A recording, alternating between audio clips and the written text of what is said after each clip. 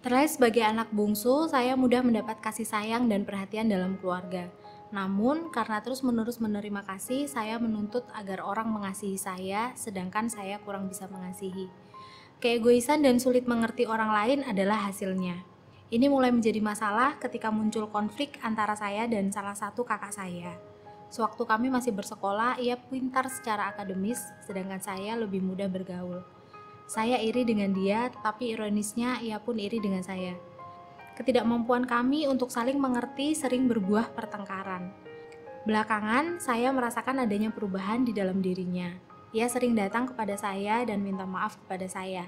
Saya jadi berpikir, kenapa dia sering minta maaf? Dari jawabannya, saya mengerti bahwa hidupnya berubah setelah belajar firman Tuhan. Akhirnya saya belajar firman Tuhan. Saya pada waktu itu menganggap diri saya baik-baik saja, tidak pernah berbuat jahat apapun. Barulah setelah dibukakan ayat tentang hati, saya mengerti bahwa dosa tidak hanya perbuatan, namun juga sikap hati. Saya sadar bahwa sikap saya yang egois dan sulit mengasihi tidak menyenangkan Tuhan. Tetap saja, meskipun sudah mempelajari firman Tuhan, cara saya mengasihi masih belum sempurna. Kekurangan saya memahami orang lain membuat saya jatuh dalam sebuah konflik.